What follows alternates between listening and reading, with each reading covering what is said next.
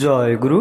ইষ্টপ্রাণ দাদা ও মায়েরা, আজ 27শে ডিসেম্বর সৎসঙ্গ দেওঘর ধাম থেকে সৎসঙ্গ অফিসিয়াল ফেসবুক পেজে প্রকাশিত হয়েছে এই বিজ্ঞপ্তিটি। বিজ্ঞপ্তিতে কি লেখা রয়েছে জেনে নেব, কি জানানো হয়েছে এবারে বিস্তারিত। বিজ্ঞপ্তি: আগামী 31শে ডিসেম্বর 2025 ও 1 জানুয়ারি 2026 পরম পূজ্যপাদ শ্রী শ্রী বর্দার 115তম জন্ম মহোৎসব ও 342তম সৎসঙ্গ ঋত্বিক সম্মেলন দেওঘর সৎসঙ্গ আশ্রমে অনুষ্ঠিত হবে।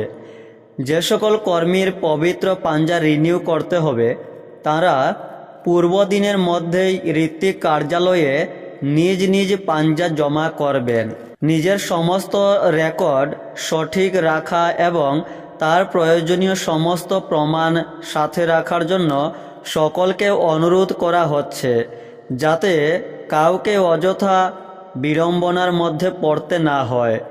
দুদিনেই ঋত্বিক সম্মেলন সকাল 10টায় শুরু হবে।